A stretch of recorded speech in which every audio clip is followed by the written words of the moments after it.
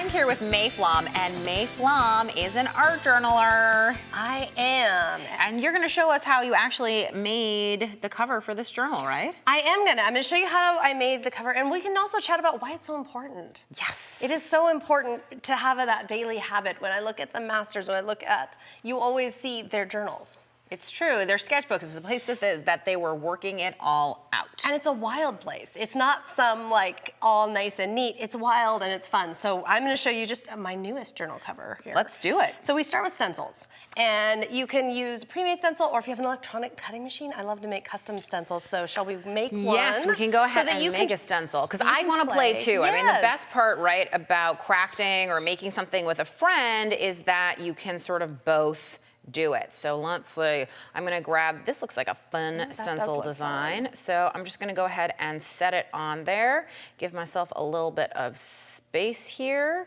and let's add a little stencil square. So this is one thing, which is I wanna make sure that I have a nice enough, big enough square around the shape that's a stencil, because this is an actual stencil design, so that it will come out in one piece. So once that is set, I'm just gonna say okay, and I have some adhesive backed stencil material. There are all kinds of stencils out there, right, May? Yes. There are plastic stencils, paper stencils, cardboard stencils, sticky back stencils. I mean, stencils to me are one of those things that you can just use what you like. You can have found stencils. I've even like played board games and popped out the parts to create a stencil. Yes, absolutely. So I'll show, while you cut that, I'll show you how I get started. I like to use paste just because it's a little thicker, and I like to leave a little gap in the center because I'm going to want to stamp. And if you're going to want to stamp, you're going to want to... Wait, you're leaving a gap in the center of the paste? In the center of the stencil design and my journal, so that when I pop this off, there's an area there in the middle. And what I love about paste is you can just, if you have yucky spots, just take it right off. What I love about paste is look how dimensional that is. It's beautiful. It is, and as you go, you can start to dry it, but this is another thing I love, is if there's any areas that are icky, just use a paintbrush. Use a paintbrush, or if you want to kind of blend it in, you can just kind of... I was gonna say, that softens the edges. Softens the edges. Really nicely. If you're going, oh, but that's, that's really harsh, you just go in here and blend it in. And then it doesn't have to dry all the way. That's another fun thing about paste. Although this is still really wet, so I'm gonna wanna be careful. If I was at home, I'd let this dry a little more.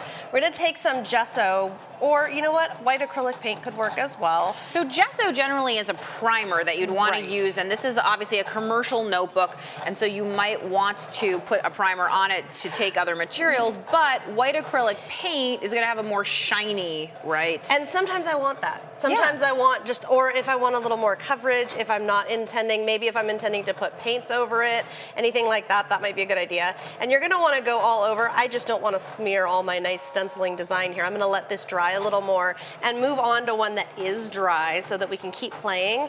So here you can see I've got, and same thing, so I didn't love that color. That's okay, we're gonna redesign it. We're gonna make our own art right over. So you can see how it's all dry. The cool thing about being an artist is that you can do that. See something and make it what you want. You really can. So I'm gonna stamp my Da Vinci stamp here. Now, you're using what looks like a yellow ink pad to me. It's actually a watermark ink pad. Watermark or embossing ink is what I'm gonna want for this, and press nice and firmly there. Do not stress out. Okay, it does not even look... No, it doesn't look like anything. So we're gonna do some artist magic here and put some powder over it. So this is not just any powder, obviously. Yes, this is embossing powder. So what's gonna happen is when I heat set this, what's going to happen on here is, and if there's some spots that don't quite take, don't worry about it. So like the very center of my stamp did not take very well. We're gonna be able to fix her up in just a moment without any worries. But first what I'm gonna do with heat embossing powder, it's exactly what it says.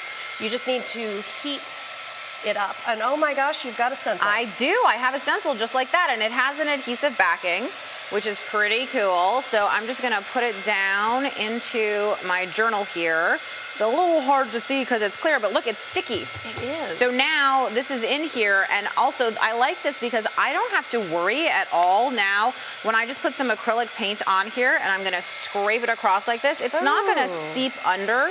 it's gonna be a nice, clean look. So you don't actually need to use that much paint. I actually probably put way too much paint on because, you know, I'm like that.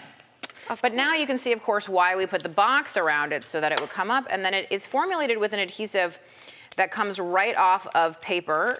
And if you have a fingernail, there you go. Beautiful. It's so cool. I just think stenciling is one of those things that makes me look good. It does. I love it. And I can just put it down and use it again.